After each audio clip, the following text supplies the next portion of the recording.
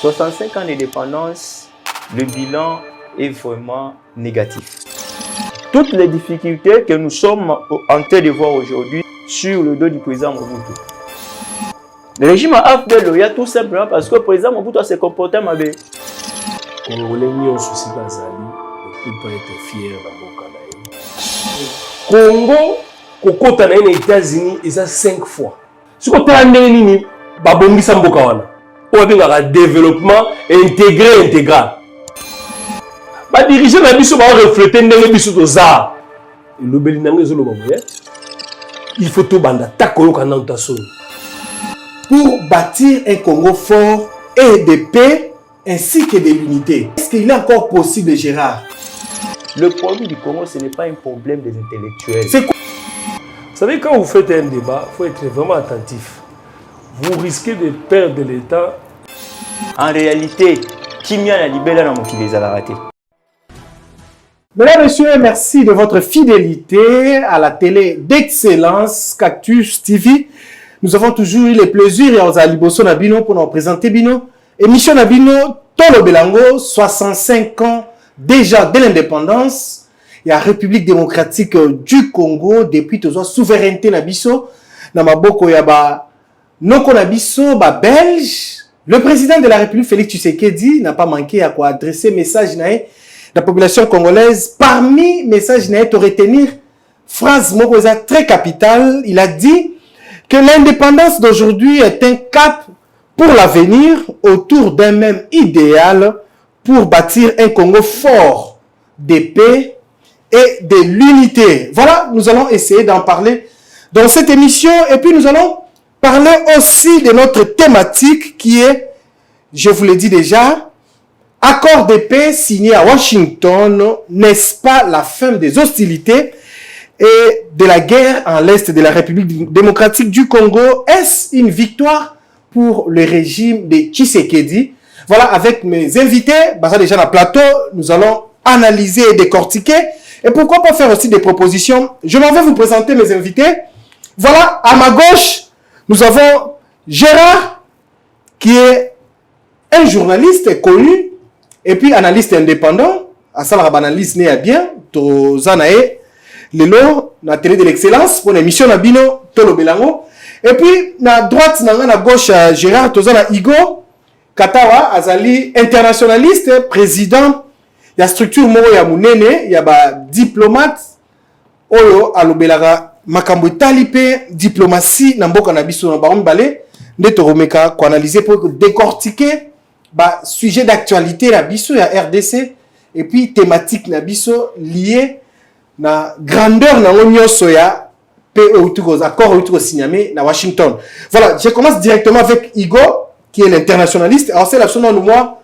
Bilan il y a 65 ans de l'indépendance, il y a RDC, depuis la Belge Bakenda, Tilelo, Nini Oyo est avancé, Nini avancé, ou bien toujours continuer corrompre un débat qui n'a pas le bac, tout ça là, tournure sur place, ou bien il y a des avancées, parce que je vous rappelle que le président Fayulu a dit que le bilan de 65 ans est négatif. Igo Katawa. Merci beaucoup, mon frère fils. Merci Naba Ebele Baike Oyo Bakolanda Biso au travers émission Oyo Bakomi Komesanango Makasi. Et je crois que nos derniers mois, passage Nangai Bato Ebele Baïb Sainga que il faut continuer à nayo parce que ils ont estimé que aux alliés quand même journalistes aux opposés Bamituna ou ils en Mutuya sans polémique. Merci. Et ensuite aussi que non invité ou invitation quand même des invités de marque. Merci. Oyo Baye Kolobela Makambu sans passion. C'est pour ça que je suis 10 000 elo na répondre à son invitation na yo. Na pesimbo tena ko débattre na nga lelo. Et je pense que nous, ces débats, vous allez appeler débat vraiment républicain. Parce que nous sommes tous locaux, les Arabes Congo qui sont liboso. Intérêt république. Mutoye, po ala kisa munene na e, to bote na TV azate. Alors, je voudrais rappeler ici que 65 ans d'indépendance, s'il faut faire un bilan, si nous disons que non, le bilan il est positif.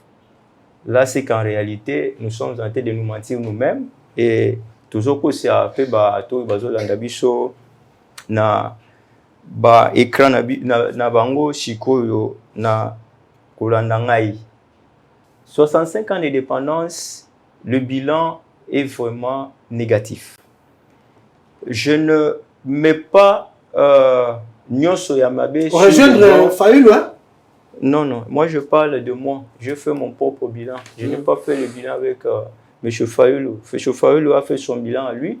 On a fait le bilan. Vas-y. Na lisu na ngai na zomona ke non bilan est négatif tout simplement parce que à toutes les étapes, à toute l'évolution, pendant aux indépendances style lelo, il y a beaucoup de leaders, de konabiso belé, oyo ba kambina biso, ba commettre ba rebelle, ba sali moi ba mbeba moi mingi. Banana kasavu lelo, banda kasavu ti toya kokoma na avènement ya Félix Sekedi Chilombo, batu ba sali moi ba mbebe belé. Ça veut dire au lieu de réfléchir comment faire avancer Mboka, et ils ont beaucoup plus préféré qu'on se lancer dans un conflit, dans un querelle, dans un makambo, ils voyaient qu'on avancer au Congo. Ce qu'aujourd'hui, au lendemain de l'indépendance, déjà, Kasavubu, Lumumba, bazo au Canada.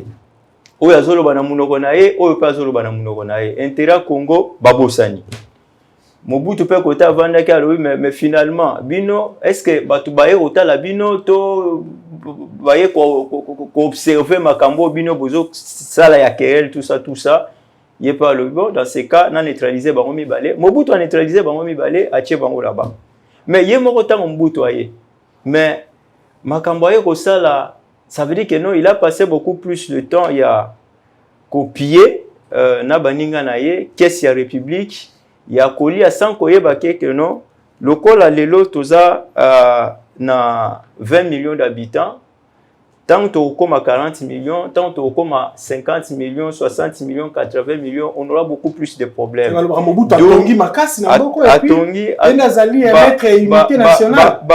unité nationale c'est une chose ça veut dire quand on fait le bilan on ne dit pas ici que non dans le bilan tout est négatif parce que si tout est négatif ce n'est plus un bilan. Le bilan, il y a toujours deux côtés. Il y a un côté positif et il y a un côté négatif. Mais là où ça penche beaucoup, c'est là où que ça va prendre le nom. Voilà. Nous disons que c'est négatif parce que épancher mingi de côté Yamabe. Ce qui unité n'amboko te reconnaître en Mobutu te wana tout ça sorcier. Voilà. Moni, ça c'est un point. Mais ce qu'on a unité, et ça karata où yazalaki après karandenga lobayi que non. Après moi, c'est le déluge. Effectivement, ils ont qui déluge parce que tant où il est au lieu à construire Mboka, il a passé beaucoup plus de temps à se servir, à consolider le pouvoir naïe, à comme le tout puissant. Banzela a tongité, les écoles, il n'a pas construit, les hôpitaux, il n'a pas construit, les emplois, il n'a pas créé. Ça veut dire que non. Les choses qui doivent en réalité faire avancer la République, faire avancer le pays, le président Mobutu a sali en côté. Vous voyez, c'est vrai que non, il a passé son temps à Komisabiso Uni, Kozo Muluba Kotinda qui ne gozala gouverner l'Équateur, Kozo Équatoria Tinda qui ne gozala Muluba naba pardon, qui ne gozala gouverner naba Congo. Tout ça c'était bon bien, mais ça nous a avancé pour arriver où jusqu'aujourd'hui. Ça veut dire que non. Toutes les difficultés que nous sommes en train de voir aujourd'hui, c'est aussi, je pense bien, en 50% sur le dos du président Mobutu. Et autre chose, si réellement le président Mobutu s'était bien comporté, mais l'autre ligne a le régime AFDLT. Le régime AFDL, il y a tout simplement parce que le président Mobutu s'est comporté mal. Moni, Belo, bato AFDLP baye, ba problème sécurité autozan nango autozan nango lelo, ba problème ba division autozan nango lelo, ezalinde bango bato AFDL bato baye nango. Président Moussé Laurent Désiré Kabila. Kopa politique ayebaka nango te avandaka na soki wapi yango ba Rwandais bake balukiye bamemie bache na ndeba lubaka à la tête d'une rébellion qui ne connaissait ni les tenants et les aboutissants ayeka bongo po ba justifier ka ke no mwana mboka mutu azoya baye awa bakoti On a connu dans ces pays un chef d'état-major rwandais, un ministre de chargé des affaires étrangères rwandais, ça veut dire les services de sécurité rwandanisés, permettez-moi le terme, tout est devenu rwandais. Et jusqu'au jour d'aujourd'hui, nous continuons encore à payer un lourd tribut à cause kakaya rebelle wana ba. Kabila fils a changé quand même. Yekutunde a chumboli pena libulu a kotisi Congo. Moni yende kutu aya koboma biso pena ya koboma. Kabila le fils. Donc ye pena Kabila. Te ye baloba ko aza fils na été. Na wana orutuna ngate pona na répéter ngo. Ye kutunde a chumbola pena libulu a kotisi ba congolais. Ça veut dire que non ye pena atikala kolinga ba congolais tata mukolo moko. Ata mukolo moko. 18 ans soit passé dans mboko yo. 18 ans soit passé, il a beaucoup plus passé le temps il y a ko imposer biso ba rwandais na mboka na biso. Tu vas voir que notre service de sécurité, quand même pour sécuriser Mboka, et ça, nous au Rwanda. Au moins, na institution na biso, ba politiciens nous so ozo mona lelo, ba sala ba combo tout ça des Rwandais. Ça veut dire que non, si on doit faire un bilan pour comprendre pourquoi notre pays n'a pas pu atteindre l'idéal qui devrait atteindre ndenge ba peur de l'indépendance na biso ba souhaitaki, c'est tout simplement parce que différents dirigeants na ba niveau na bango nyoso ba komi ba saki ba rebelle. Félix Tshisekedi ko ya mona mboka. Oui, tango ayeko yande akuti pena mboka eza okufa. Oh, donc le bec mboka na kuta mboka ese kufa. Mboka ese kufa. Ezali pena ya solo mboka ese kufa ki heureusement ayo au bon moment pour au moins mutako kufa mais bakundi été. Au moins mboka kufa ki mais bakunda ki amote. Est-ce que ça a capacité lelo quand même ya ko c'est puissant mboka bien ko effectivement tozo mona yango lelo to observer quand même que non azobundama makasi. Mais c'est vrai que ce n'est pas facile tozo reconnaître yango parce que au moins banda tozo indépendance. Si président Tshisekedi a comme président, nandenga sananga ina bato FCC wana mentalité ya mabe ce côté là bato nyuso bando comme ba dirigeant. Pona bango kokoma dirigeant na mboka, ça veut dire que non nzala na ye esili parce que yende muto akoma oyo nzala mingi. Ça veut dire yenda nufolia atinda bana na poto atonga banda kwa minene au na bamutu ka minene a pillé Congo, a servi Rwanda. Donc, c'était ça. Un club de juiceurs. J'évite le mot, mais c'était ça. Mais ils ont continué tout le long. Bon, ils ont continué tout le long. Mais la seule différence, c'est que le lieu est un scandale. Hier, ce n'était pas un scandale. Vous voyez? Avantage aux gens, pour et le il faut non nous ça la peine que nous un scandale. Au moins na kalezala qui soki mutu ayibi eza na normal. Mais le au moins et comme soki mutu ayibi c'est tout un scandale. Bato bazo le belango tout ça mutu ayibi tout ça. Mais auparavant c'était tout à fait normal. La liberté d'expression c'était ça nde ba habitué ki biso. Mais lelo quand même tozo mona quand même que notre président Félix Azobunda mona ki awata kaka koti toi si c'est na procès 100 jours.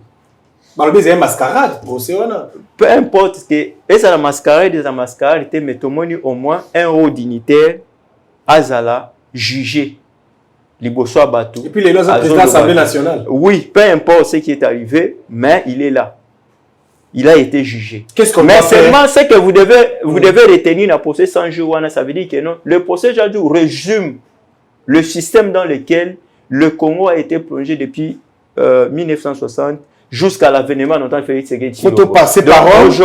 Aujourd'hui, quand même, on doit reconnaître que non, quoique le bilan de 1960 jusqu'à ces jours est négatif, il y a quand même des points positifs. Je peux nous citer deux points positifs, surtout depuis que Félix est là. On doit reconnaître au président Antoine Félix Tshisekedi. Deux points positifs. Deux points positifs. Aujourd'hui, la justice. Il y a bilan aujourd'hui, la justice essaye d'émerger. Essaye d'émerger. Parce que ce n'est pas facile.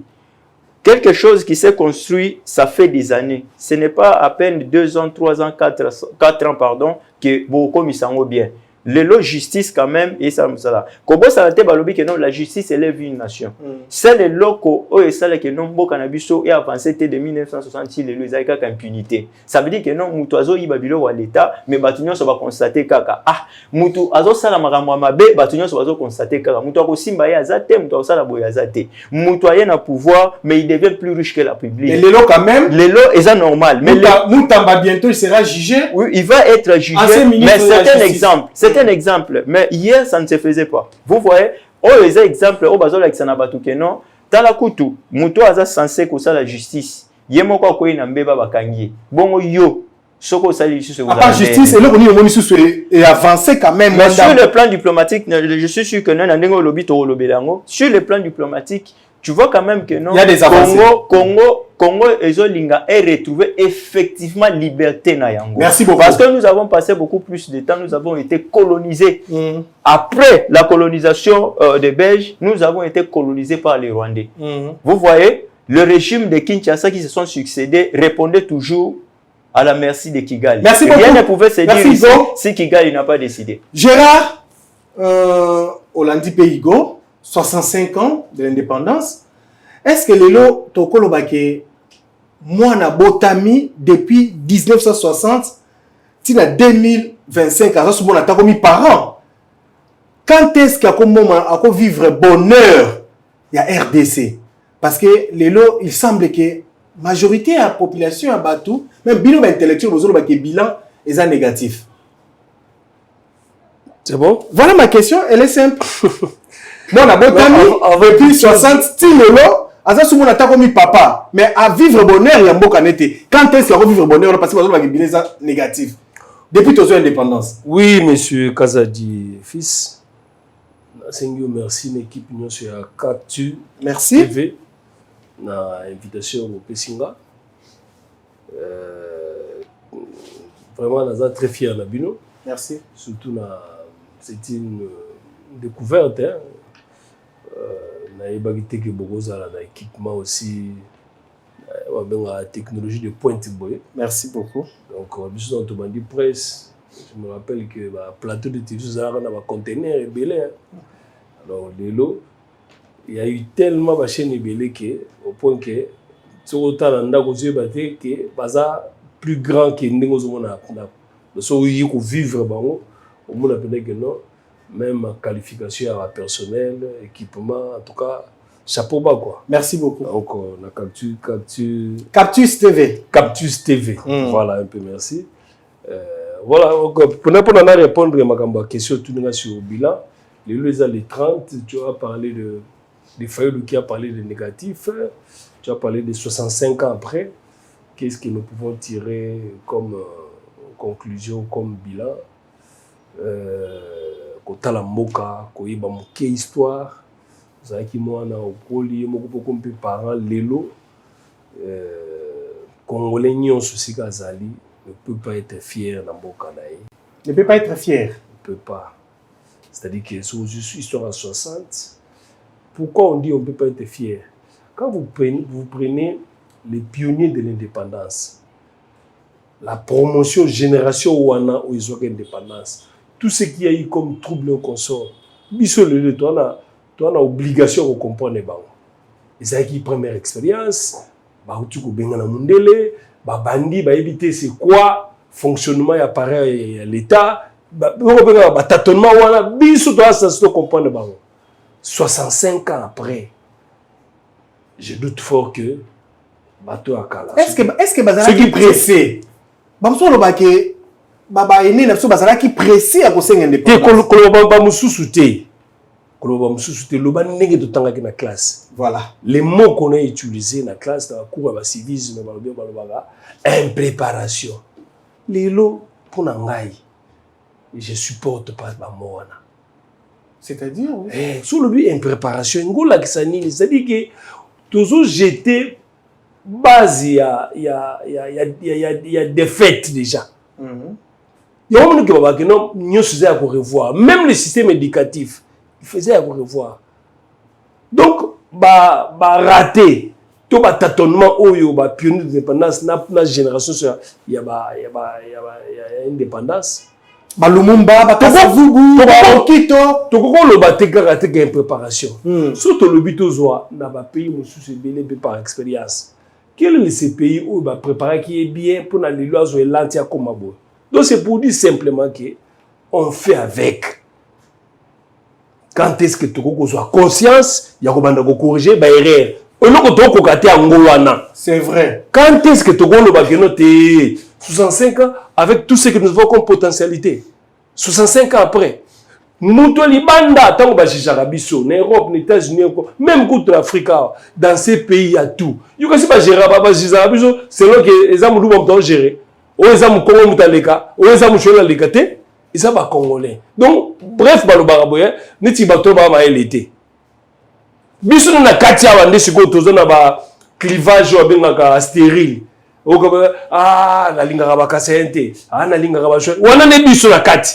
Mais jugement il y a les bandes extérieures. Ils savent que ils sont incapables. Il y a ce qui veut dire perdre l'indépendance, c'est ça qui parle na bango. Exactement. Il faut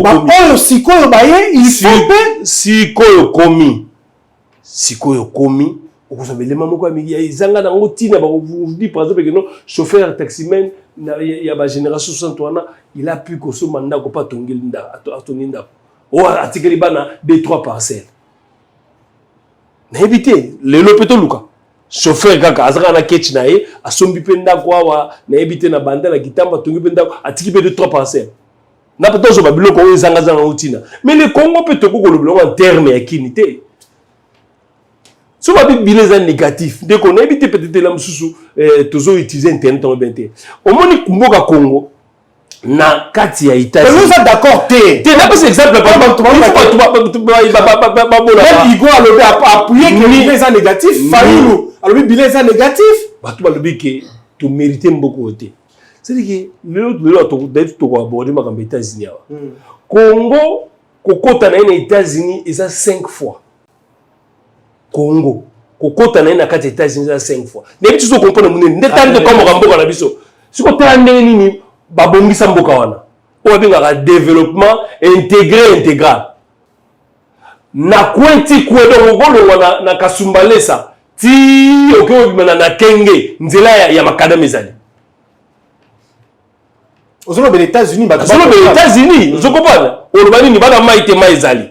Bana ba désert ezali. Donc batu bazwa conscience un peu plus tôt na responsabilité lelo fruit en ezali. Donc ba dirigeant o ba yaki après Kasavubu na Lumumba, ba ça na problème il y a ezaka ba dirigeant té. O ba lobana nini chaque peuple mérite ses dirigeants. Ba dirigeant na biso ba refléter ndenge biso toza. Et lo ke bomi biso ba kasi ngo wana. Félix Assalé côté par la biso population za wapi. Pour la kumbuka za labo. Pour avenir à la saleté par la biso za wapi. Responsabilisation collective. Ezate. Tozo yeba te, toza ba nani, tozo na nini, tokobanda wapi. Ti siko to na tâtonnement. Mais ba rappel. Mais pas chaque jour. Ba rappel guide, non? Obi? Guide même to landa na sima, non? Yango siko. Ba chinois ba loba ke nyoso banda ko beba na. Yango siko to andi ko koma. Guide considéré mututé, guide considéré ce que classe politique. Guide considéré comme étant la classe dirigeante.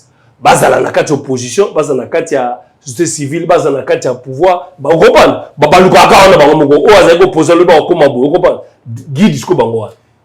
OK. Na éviter to bi bilan négatif eza mokie. Ah wana kisasa nazawa quelque part na nini na nini uzizi là. Ba to bi kisasa koto ba kimwenza kuna. Parce que tu as prière. Mais on découvre que ti les loyo. Mais il est infirmier au coma. Il y a pas besoin de taper les solos. Dans le bango ba vérifier. Église moko ya pasteur ngal sizaka on avait un louange. Oni awa te azana kamoko afasa césarienne na katia wakabi. Ah aux hôpital mon Dieu. Ah aux hôpital hôpital. Ah tant à côté mutu vande pe le sanga yuka hôpital ngo a opérer nani. A opérer na gilette na lame. Césarienne. Nakisasa. Sur l'excès mbongo siko na côté la province. temps avancé. Si on a zo yawa na émission awa na libula selemba wana na moni mutumoka auto jeune mo do kufana. Ko kufa ya malade. Akufi na ndako bazo luka transport donc comprendre ba yebeki sa ko kufa na ndako. Voilà, tous ce qu'on a un message à président. Bilan ce sur le plan politique, to bandaki na instabilité politique. Et normalement, ça ne devait qu'impacter sur le plan économique, tout comme sur le plan social. Mais est-ce qu'il y a un réseau qui tire les lots tous à la même? On va bien la gagner. Toujours rond-point. Toujours les surplaces. Les surplaces. Pour la peut-être la c'est-à-dire que tout ça, le bilan, bilan, il y a succession des rendez-vous manqués. On peut peut-être aux alliés. Ce qu'on a la révolution américaine, ils ont année moko ba considérant comme étant bisu to bandela kawa. Révolution française ba bandela kawa. Bisu to bandela kawa. Mais le lobby dans les 60 to bandaka na nuté. Parce que le Congo o Lumumba rivaka, o Kasavu va rivaka, o Nzezalando va rivaka. Le Congo o va perdre va rivaka. Yango. Mais malheureusement, ce que la nature, il y a discussion politique là biso. Ils sont encore très bas par rapport à niveau là-bas. Alors que bango sur le plan il y a classe, bango majorité là bango bazaki na ba licencié na noté. Mais ce que comme na mboka ba master. Bref, le belinange zolo baboye. Il faut tout banda takoyoka na utasoni. Tasoni, mon tsuki muto awandi koyoka soni ke na lati lamba ko toboka. Comprendre? C'est-à-dire que moi mayele on est promettre que abomba tasike toboka. Na le cas ba mona ngote ke ne toboka. Biso toujours tondimi ton te ke lambe toboka. Mais question mo yelinga mbala Gérard. À l'époque tant que indépendance, c'est un officier moko belge. A comment na tableau zoloba après l'indépendance égale avant l'indépendance. Et ça la kata kankokolo. Est-ce que ce sont ces mêmes gens, bah Belge obsession indépendance, bah on est peut-être traité bah on va étouffer les sous biso pona. Tous on maillé les comment biso nous commander au sala makambuti la génération future. Développement ezali kamba bitumba peti. Oya le ben français qui va comme à niveau ou après ça on facilité on est en pour américain va comme à niveau général de Gaulle. Na ina lo bakaka ke ata comment qui a il y a na kankokolo na kata salle comprendre. Après l'indépendance égale avant l'indépendance. Avant l'indépendance. Yango wana. On dit que quelqu'un même ndenge wana.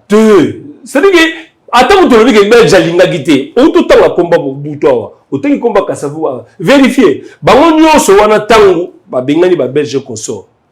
Mais en coulisses bango nso bazaki na ba conseiller ba belge. Donc moi on a un complexe il y a classe ils ont makasi bon bango nyonso on va vérifier bon beaucoup consort bazaki na toujours il faut retourner à conseiller na yona mais ba conseiller wana bazana posa balongo la même mise na Congo te conseil ni ba pesa bino mais bazaki pe mature na noté hein te na bi ba conseiller ça ba belge te o ba conseiller ba leader na biso à leader ba garder parce que bango ba leader na so bazaki non mature donc ce sont qui na maturité donc sur le plan politique sur le plan gestion les lots sont matures c'est ça la grande question on l'a dit siko donc pour makasi dazo nga place dazo ko beta c'était la responsabilité collective il faut congolais ya libanda ya diaspora partout azali to banda ko yoke na mboka soni que to comme na ita po ndenge nini habiter sur ce qui est plus grave c'est quoi zona qui c'est ça quand les gens qui ta ba bar et yebana ki note bar bandel ça la sixizaka na mbola boya les locs bar est contaminé sur nombre ba on so moni li gablo so nini ba so peut-être moto bon ça on a vérifier moi ba zododo et ça déjà bar. Et ça, de tout comprendre. Content ce que nous va venir. Or, Masanga, Zododo, Azana, impact direct dans le cerveau à bateau. Génération Ozolangwa, en désordre de Boto, 10 ans, Congo c'est comme une. Tout se projeté, non? 10 ans. Bato Bazalaki, il y a de cela 20 ans, il y a par exemple, ce qu'a côté, il y a un qui m'a soutenu, et il y a comme ça là-bas. Je ne dis pas, comprenez, exception aux engatés. Mais la majorité. Mais au moins, étudiant azalaki so bateli kaka bona kolata bayebi ki étudiant soki alobi lobi kaka moko étudiant sikoyo ezoyeba susu te ke étudiant to perdre ma valeur rebelle. alors soki to perdre ma valeur rebelle to bandata na conscience. Voilà, le chef de l'État a parlé. OK. Toujours l'indépendance, il a fait le message, mais le chef de l'État dit quelque chose et retenir quand même attention, on a posé une question, invité. Il a dit l'indépendance d'aujourd'hui est un cap pour l'avenir, autour d'un même idéal pour bâtir un Congo fort et de paix ainsi que de l'unité. Est-ce qu'il est encore possible, Gérard, que autour de l'unité de bâtir un Congo fort, Congo de paix, et puis Congo il y a unité. Il est encore possible. Dans le même discours, on a une phrase dans le même discours. Mais toi, analysez la phrase.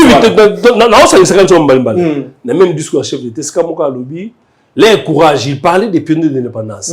Leur courage constitue aujourd'hui l'essence et l'unité de la Lundi. Donc, on a une phrase, on a et tout à l'heure. Mais, Zakara Moko, ba discours wana, ils sont captivants, ils sont séduisants, et si tu tournes déjà. Oh. Ba discours wana. Il faut qu'on passe à l'acte. Tout n'ébité, ba discours captivaka. Si tu yoki ango déjà. Ok.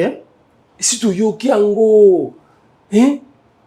Batu mususu kuta loba soko landi ba discours nyonso ba chef d'état ba leka sotel bien et ça va venir en français reformulation ya manifeste de l'antenne parce que c'est le plus beau discours au chef d'état ça là Mobutu ça ngwana ba zuwana de ce que bitu ba réformer na ça dit que na sali démarcation awawa na s'adapter au siko en actualité la réalité avec des mots à sika on comprend pour la population dans ton lemi ba discours il faut te passer na acte siko. Il faut to yokasoni. Merci. Lelo. Amen. Nalo bana mwana na ngai. Eloko ozokende la classité parce que nga papa na ngatikela ngeloko te. Na ebiti so comprendre phrase nga. Na ibisa mwana na ngai ko, nisabo en tout cas ma fille nga lazara na bana basi. Vous comprenez nga, hein? Pépé n'a rien laissé pour moi. Regarde les autres là, Pépé n'a pas biloko yangwana. Réponse n'a pas ça mon angwana. Ça c'est combien de parents irresponsables. Ça dit que sur le lobby irresponsable. Na zukanisi momoko le sénateur Mutinga. Il a écrit ouvrage moko babaga tcheki yango La République des inconscients. La République des mon makabona ko toucher batu ndenge wana nde yango ndu tese ça to lamuka ta ko lamuka tozo boya même ko lamuka to lamuka Igo voilà Gérard Abi alobi to longo to bimela kati inconscience chef de l'état na message nae na occasion indépendance aux 65 ans déjà il a dit il est temps pour to kende sikoyo na idéal moko oyo komima biso na kimia et komima biso na Congo moko ya makasi. Et puis, oui, je veux répondre à ce que vous avez posé comme question. Mais que ici, question où posée, c'est que 65 ans après, est-ce que bilan est positif ou est négatif? Donc la question c'était de savoir si c'est positif, si c'est négatif. Ça ne demandait pas, il y a Rosalamo Batoni rebellé, ça ne servait à rien. Moi je m'assume pour dire que non, de 60 jusqu'à aujourd'hui, le bilan est largement négatif. Voilà, évoluez ce qu'on a question dans l'aïe. Ici, moi j'ai commencé par dire que tout le monde a besoin de responsabilité. Non, c'est très important parce que ici, ce n'est pas un problème d'intellectualisme. Parce que Azo Linganeti a dédouané, pas peur de l'indépendance pour dire que non, on va attendre la classe militaire. Aujourd'hui, nous avons des intellectuels, tout ça, des licenciés, les bidocs, tout ça. Non, non. Le problème du Congo, ce n'est pas un problème des intellectuels. C'est quoi alors le vrai problème? C'est un problème de l'amour du Congo. C'est un problème d'intérêt que nous portons pour les générations futures. Même nous qui sommes aujourd'hui, nous pouvons beau avoir des diplômes. Mais si nous n'apportons pas le Congo dans notre cœur, parce que Moutouye Moko, ce qui papa, a détourné plus de 400 millions dans un projet de 500 millions. Est-ce qu'il y a l'amour du Congo? Et c'est comme ça que nous avons vécu de 1960 jusqu'à aujourd'hui. Ce n'est pas pour rien qu'on vous a dit que non. Lorsque Kassavou allait en mission, il retournait avec de l'argent pour mettre dans la caisse de l'État. Pour qu'on parvienne à dire ça, c'est qu'il y avait déjà quelque chose dans la gestion. C'est que, déjà que non, déjà à l'époque, les gens détournaient déjà l'argent de l'État. Ça veut dire à tous les niveaux, jusqu'à arriver où on en est aujourd'hui, tout le monde a une grande responsabilité dans la gestion de la chose publique en République démocratique du Congo. Il n'est pas question que tout de demander papier de l'indépendance na baïro basala. Kasavubu a soigné na Lumumba. One problème intellectualisme. Intellectualisme est arabe. Baswani, baza ba dirigeant. Est-ce que tant on a dirigeant? On évite est-ce que bana na bango bano ke classe té? Est-ce que baye ba kite que non? Ceux qui par exemple les lots, oza na moi sinayo, bobo si 3 bana. Est-ce que boye évite que non 20 ans après? Bana no pe ba robota bana. Est-ce qu'il faut côté na classe pour yeba bongo? Pour prévoir que non les lots ceux qui naza par exemple na ndaku moko. Par exemple, la chambre à salon. D'ici 5 ans, nous avons 5 bana. Il faut prévoir déjà que non, dans 5 ans, il faut na lukata na bimana studio na comme la chambre à salon. Est-ce faut en conscience pour ça na non, parce que j'ai entendu comme ça de douaner ba père wana pour ba que non bango bazaki na batanga ki ba classe non. Le Congo ce n'est pas problème il y a classe. Il y a confiance. Il y a problème kaka ya bolingo, kaka ya Congo, un point, un trait. Donc, les dirigeants ont dit Missou Bazaï na bolingo Congo te. Ebele Bazaï na bolingo Congo te. Ebele Bazaï na bolingo Congo te. Parce qu'en réalité, quand on a Toza na bolingo Congo, on se surpasse. Ça veut dire, c'est comme on dit, l'amour supporte tout. Ça veut dire que non, au compte du malheur, au qui président le discours n'a pas lobby que pendant qu'on se surpasser. Il a attendu sa mère de connaître mais ce qui aux âmes au consolé, au lieu de se surpasser, Babylone se supporter. Moni Benjiro Nyoso, le président de la République, oh ya joie yango. Est-ce que ceux qui penaza na mutema taiba se surpasser a kondima abe so bato nyoso ba fingaye pour bava na place moko ba réfléchir unité. Est-ce que on dirait que le président Félix a sincère la gestion et que malamu ko salima par rapport à auto vivre lobby. Na première prise de parole na lobaki yango. Ça veut dire que non tant to longwe na colonisation belge. To koti na bakerel. Et effectivement mon frère m'a appelé pour dire que non ezala Kasavubu, ezala Mobutu, au moins na bazo soit na boye, mais tout autour na bango, ba conseiller na bango et bandera ozala ba belge. Ça veut dire qu'ils activaient le feu. Ça veut dire que nous avons continué dans la colonisation. Lorsque le président Mobutu arrive, yekutunde mokonzi abere parce que lui il a tout confondu. Proche à l'état, na proche na yemoko, différence ezala quitté. Au moni banzela atongite, on ne peut pas dire que non soko tongi zelate, c'est parce que tu n'es pas intellectuel. Ça n'a rien à voir avec l'intellectualisme. Vous voyez, ça veut dire que des classes pour ça. Parlons même de l'intellectualisme. Nous étions déjà civilisés, nous étions déjà modernisés. Est-ce que Abanda Okende na Tunisie, Azomona que non na Tunisie, Bazotonga ba université. Abano okende na Maroc, Azomona que non Maroc Bazotonga ba université. Mais pourquoi il y a tonga na Congo te? Nous sommes des fois que la classe pour y que non kuna pe batongi. C'est le loro ya mona qui a bien sûr moni batongi palais à danger. A monika ka palais wana yepe aketonga on pe na bagdolite les lezo botamai. On ne peut pas dédouaner ces gens-là. Mais ce que je dis maintenant, il a raison de dire que non, nous devons prendre conscience. La première conscience que nous devons prendre, c'est de savoir que maintenant, qu'est-ce que nous devons faire pour que nous, maintenant qui sommes là, cette génération ici, considérée déjà comme génération qui doit sacrifier. Parce que, à certains amis, j'ai dit, en réalité, ngai na âge na ngai na koki lisusu ko vivre bonheur na Congo te. Na ko vivre ondeni. Ça veut dire pour na sikoyo ngai il faut na travailler pour bana na ngai nde. Moi no ya ngai tango akoya akuta quand même que le Congo est sur la bonne voie. Il n'est pas tard, hein? Mais, oh papa, le développement coûte le bonheur à Congo. Mon frère, en réalité, hein, même aux États-Unis d'Amérique. Il a dit que non, ils ont des belles routes, ils ont construit, mais ça n'a pas commencé que non, bah, ça les 10 ans, 5 ans, batongi ba route. Hein. Ce n'est pas ça, ça a pris du temps. Hein. Aujourd'hui, naza na musala te. Yebisana nunga. Misala na Congo ezate. Yebisanga yi, même si il faut na garantir à venir à Bananga. Na ko garantir ya monde.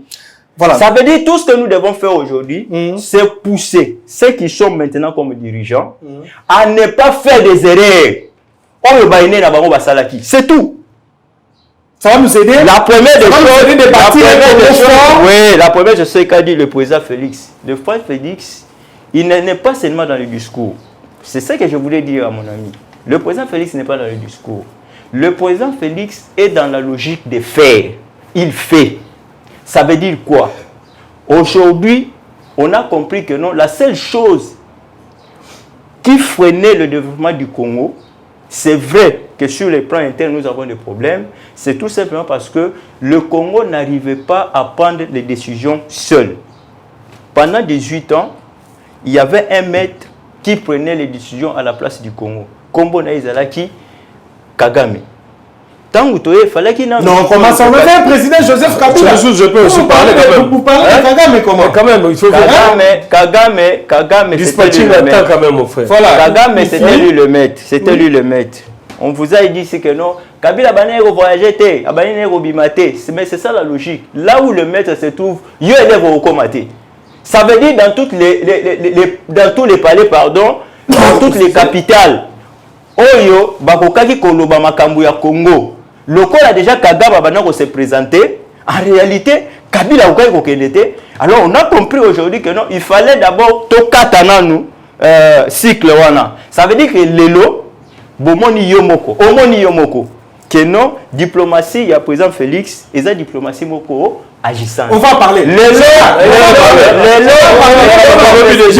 on va parler. D'accord. Voilà, Gérard, est-ce que les lots, on s'assure que ndenge de kolobi Kagame ne peut pas gérer lobby, les lots à Tshisekedi et ko aider biso pour to bimana gouffre pour Congo et que les lots liboso bana biso bien biso moto vivre le bonheur ya Congo. En fait, on a la thématique na biso. Ok, mais la thématique, peut-être, mon frère Otukoloba. Réagir, tu peux réagir. Alors, que premièrement, c'est plus amour du Congo. Vous savez, quand vous faites un débat, il faut être vraiment attentif. Vous risquez de perdre le temps et à discuter sur des mots, des concepts, en réalité, vous le voulez comme Moko. Et ça vous prend toute une heure du temps comme ça, vous le voulez. J'ai parlé de la responsabilité collective. Lui, il a parlé de l'amour du Congo. Je ne sais pas. En réalité, Tolobi Lomoko. Ça ne devait même pas être l'objet de la contradiction. Tolobi Lomoko. Seulement qu'il y a du Congo. Seulement qu'il y a une responsabilité collective. La responsabilité collective. Et Bandaka n'a une prise de conscience personnelle. C'est là que nous, par exemple, les médias, il faut tout le bateau agir, tout sensibiliser dans le sens que Moutoutou, dans le niveau Azali, à comprendre que non, tout ce retard, qu'est-ce que je peux faire de mieux pour nous faire avancer beaucoup. Il ne faut pas que Mouta nous rêve qu'est-ce que lui, le chef de l'État, va faire de mieux. C'est ensemble. Moutoumoko, je crois, un chef de l'État américain, le phrase, il dit qu'il ne faut pas me demander qu'est-ce que les États-Unis ont fait pour vous. Vous connaissez la phrase. Posez-moi plutôt la question, qu'est-ce que vous avez fait pour les États-Unis? Qu'est-ce que vous avez trouvé en Voilà. Et là, ceux qui ici, on journaliste, il faut rappeler dans c'est-à-dire qu'il y a yebi koloba makambo, na prise de position figée, qui n'a pas avec une position. J'ai eu peut-être une chance ou quoi, na parcours avant que le chef d'État soit chef de l'État, il y a qu'à interviewer. Hein? Je m'excuse que na lobelanga siko. Tu comprends? C'est-à-dire que à un moment donné, tu as assisté à un père accueilli, à Bako accueilli, tu as assisté à FCSAIE, père daïe. Les rêves à Congolais, à un moment donné, rêve à Congolais, à un moment donné, jouer des paix, ça reçoit. Nous sommes bons. Tu comprends? Rêve à Congolais, à Angoana. Ce que tu comprends, à soutenir que non, oui, n'importe Kabila, 6 ans après, où tu bois une décoraisonnale. Hein? 6 ans après, 6 ans après, tu as ça. Ils ont un discours. On peut faire beaucoup, hein? Ils ont un discours où Aza incapable de en face la manière dont il a géré. À chaque fois que vous avez un commis, telle inondation, mais le chef de l'État reconnaît l'infrastructure, il y a des sérieux problèmes. Érosion, il a reconnu ça dans son discours. Ça ne suffit pas. Qui doit donner les résultats? Indépendance, impunité. Jamais on a parlé de... Il y a détournement en termes et en compétition. Et ça qui peut l'indépendance. Je dis bien détournement en termes et en compétition. Au même moment, vu les comas très très sales, et puis au même moment, immeubles les botama partout. Il y a un indice, un indicateur. Il y a un chiffre. C'est-à-dire quelque part, dysfonctionnement, quelque part, mauvaise gouvernance. Au même moment, embouteillage, consort, au même moment, tala immeuble ni botama na mboka. Voilà, très bien. Tozala mboka moko teke, mutawa ko lobaga no oui, ngai bilanga koko na sa tika.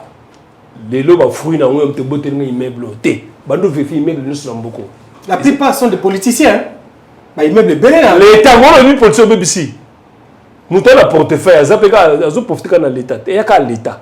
Mais comment on peut tomber immeuble à 5 niveaux l'espace à 10 mois? Moutou pas retourner à salaire les années d'azate. Moutou pas retourner pas athée. Pas vous allez gagner pas athée. Pourquoi? Parce que les loups ne se mangent pas entre eux. Il y a on a répété responsabilité collective. Très bien dit. Oui, bah quand même hein. To komi wapi, buzo bala biso sambu to sambu mami, to kam so tant que to yeba te. Plus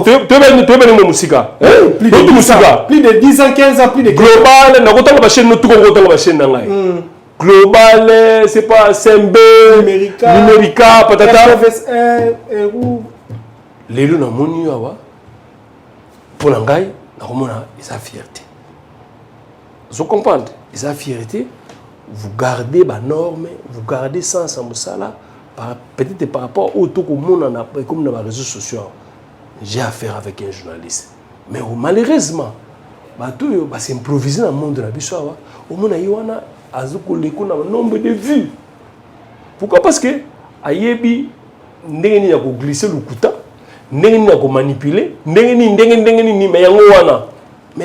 c'est pour dire simplement qu'à un moment donné, dans Mokoyo, tous nous avons dénoncé gestion à Kabila. Avec tout ce qui peut avoir comme dégâts et consorts. Je me rappelle, dans la télévision, la chaîne de Lumbala, RLTV à l'époque. Vous comprenez?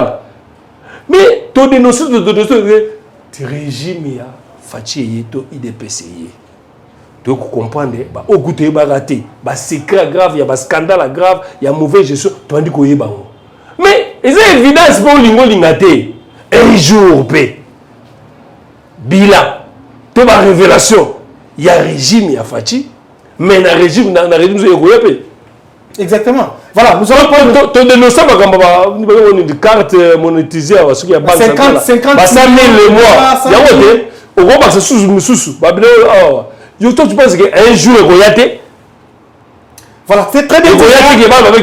Tu as évolué, très bien dit. Je crois que le problème, il y a conscience, amour, et puis il y a sens élevé à patriotisme, la gestion, je crois que c'est très important. Espérons que 65 ans, 66 ans, tu ressentir mon changement. Nous allons prendre notre thématique, accord de paix, RDC Rwanda, patronné par Washington, les États-Unis. Les gens se posent les questions, n'est-ce pas la fin des hostilités dans la partie Est? Ou soit victoire diplomatique, car est-ce que la victoire diplomatique de Félix Tshisekedi, ou bien accord oyo vraiment ekosunga peuple congolais surtout bazala est va vivre normalement paix durable. Analyse no liboso tango monaki deux parties Gérard va signer accord wana. Est-ce que réellement tu vas vivre paix durable cette fois-ci dans la partie est? Non, mais tout ce que nous avons surprendre. Voilà, on va surprendre pour dire que Nazo Lubawa comme étant journaliste. Oui, oui. Responsable, il y a site d'information, la symbolique. Indépendant aussi. D'accord. C'est que nous avons une position de mon côté par rapport, il y a parti politique, toute position par rapport, il y a objectif politique. Donc, vous comprenez, nous avons un analyste libre, quoi. Voilà. Ce qu'on a surprendre pour dire quoi. Comment il y a accord, nous avons publié ma position peut-être pour tendance opposition, chacun a tiré l'interprétation. Mais on a une mauvaise foi. Attends, mon tangi. Ce qui est formule oyo, ko signé accord. Yango mutu ekomemela biso pe okoboyelango na nini pe po na nini. Ce qui n'a bien, tout le monde a formule. Sur le plan militaire, tout ce que nous avons enregistré comme revers. Chaque jour. Tant que nous avons dit non, les armées, mais ça parce que tout ça est infiltré. Oui, il y a TMBT. Na yebi mon na yebi mambokawa infiltration mboko na mutako tshela ngotembezate mais question ngambo na ko mituna chaque jour. Mais 6 ans après, on devait avoir les fruits, il y a détection, il y a infiltré. 6 ans après, comment nous le chaque jour, quand on perroquet, nous sommes infiltrés. Mais 6 ans après, j'attends comme état contre-espionnage. Les lots, en tout cas, quelqu'un au hasard et pris de sens et patriotisme ne peut que saluer accord. Moïse Katumbi pas saluer accord. Déjà, je dois les féliciter. Qui m'ont monté en moi. Les évêques catholiques va saluer accord. Déco. C'est-à-dire que pas exception à moi. Donc, ce qui est osaka d'accord, on a chef de l'État ou on peut-être na tribune a été et ils a passé. Yo, au Sambela pour la mission de Sambela. Oso c'est la que il y a le mwana no comprendre oya ko yande azana ba Félix azana ba faille à mauvaise gouvernance on parle de l'impunité sous mais les campo na monique awa ko bande ko na ese ba pemi moi na bila bandongo na on salue en côté pourquoi on a objectif là pour député et puis nous sommes à d'autres diplomatie vraiment côté Félix. C'est une victoire. Et ça piste et simbi.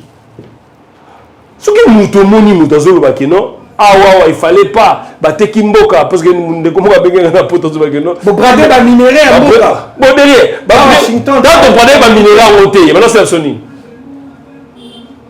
Dans ton brader ba minerai à monter, c'est la sonine. Mais maintenant que et Mimi Kimia. Et qu'on m'aimant des ennemis déjà. Et en tout cas, moi je poser la question. Accord de paix, qu'on m'aimant Kimia ou des ennemis déjà Kimia. On parle d'une centaine de foyers de guerre dans l'Est. C'est-à-dire Oyo Yebi, na Oyo Yebité. Vous parlez facilement, M23, AFC, comme ça. Bon, ce qu'on va mouvement Oyo n'a pas évité. Vous comprenez? On a tout évité. C'est-à-dire que bango objectif dans les armes, non, n'est to bengala bato pour na bisoka ka to exploiter. Ba combien? Mais au moins netimwa moké na kotuna bande quoi, ba député, ba élu, yakuna, netimwa calme koti. Na moi calme koti wana, je ne peux que saluer. Merci beaucoup. Igor Katawa, Gérard, nana si ça pas du comment. Donc c'est faux.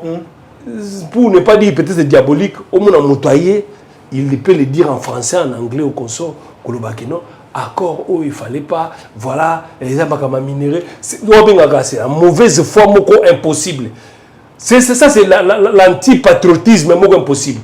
C'est une formule où il peut si déjà piste est bien. Toi, tu penses que vraiment, président, il y a toute puissance américaine. Trump, Donald Trump. Par toi, ceux qui va un mois, comme RDC à Monoko, alors Barakeno, oui, Natisi guerre il y a 30 ans, il y a ces apams. Et ça pambate ndeko Igo Katawa, accord de paix. Est-ce assurance nini yo ozui tango ki accord wane signamé. Et puis Trump a levé le comment le but ko meka ko respecter te, il va s'en prendre na. Est-ce que on a vraiment une assurance que et ko sale magana le ba mina mikanda na terrain parce que la situation est na terrain. Merci beaucoup pour la mutuna. Na linga ka na loba que omoni na ndenge au programmer ba thématique na yo au bandi na bilan. Ça veut dire que nous fallait que tout ça dans le bilan si tu es au coma après tu projeter ndenge liboso ozala. Vas-y. De toutes les façons l'idéal il y a pas peur fondateur na biso ezala kini Congo ezala Congo libre. Moni o ba congolais nyonso ba profiter na ba coltan na bango na ba cobalt na bango toutes les matières premières où ils a ba congolais faut pas profiter na yango. Omoni c'était ça l'idéal. Alors moi je suis en train de dire ici idéal wana tu ko atteindre yango te parce que na ba niveau nyonso tout ya ba dirigeant ba leki na Congo mutu na mutu a salaire. Mais erreur et koki kozala et le peuple a partagé yango te parce que quand on est dirigeant c'est effectivement pour na bonheur ya ba congolais.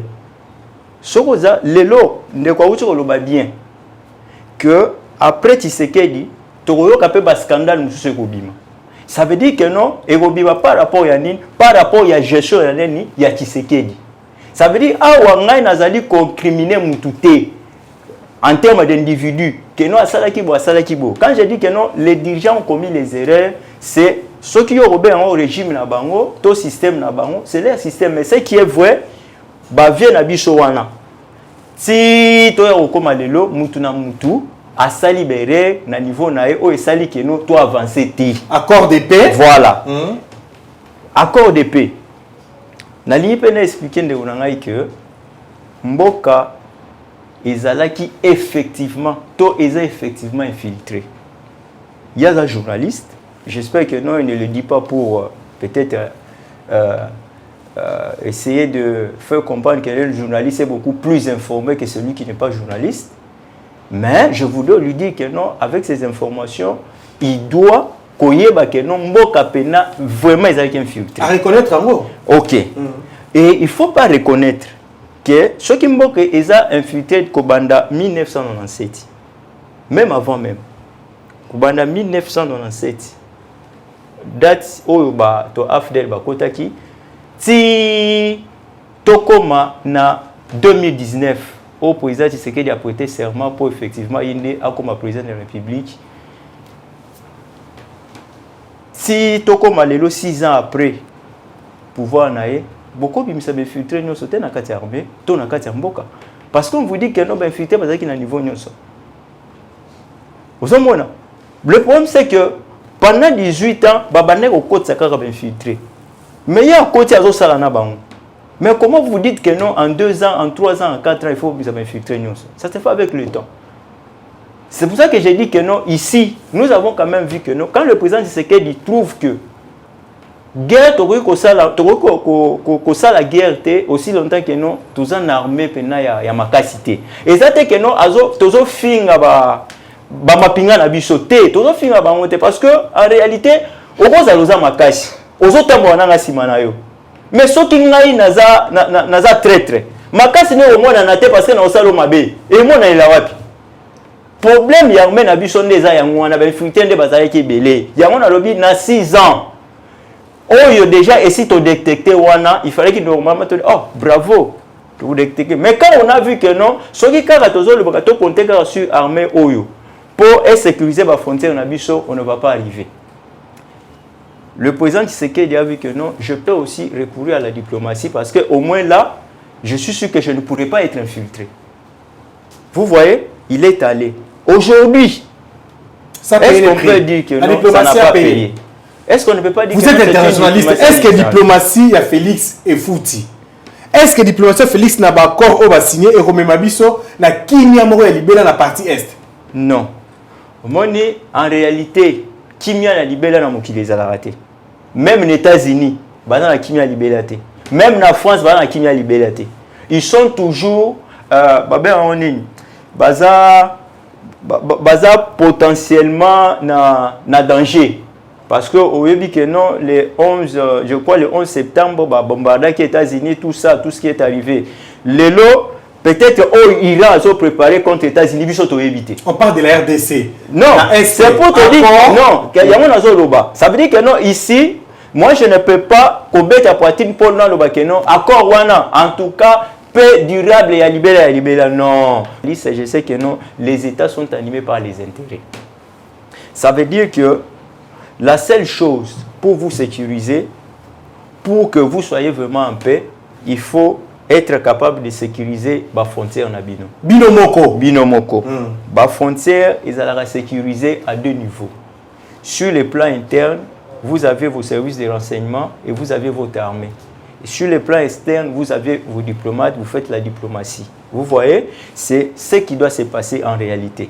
Mais déjà, avec cet accord, on vous dit déjà que, point liboso, ils ont que Congo, et kotika la Congo, oyo ba perdre l'indépendance na biso batika la biso.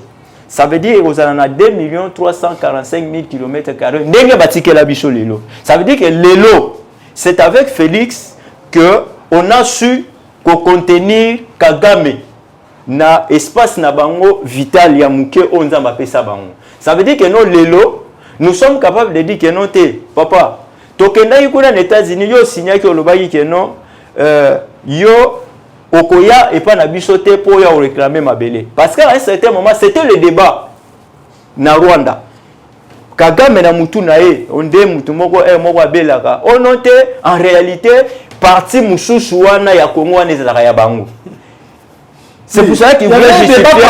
Vous voyez, maintenant le président Félix a contraindre il a signé na Mikanda pour renoncer na mayele ne wana azaya net mutazo ngabela liboma wana parce que il faut vraiment aux que non yo non olati montre na yo lati veste non je me réveille un bon matin na oui que non il faut ezala certainement montre wana et kukai kozala yanga mendenge nini komi pa na yo mais tout ça c'est 60 ans après les indépendances alors que non biso to yebi que non banda conférence de Berlin place batrasa qui basala qui ba tracé biso mboka na biso Toritango na 2 345 000 km². C'est le président Félix qui a su. Alors, c'est vrai qu'il y a beaucoup de minéraux.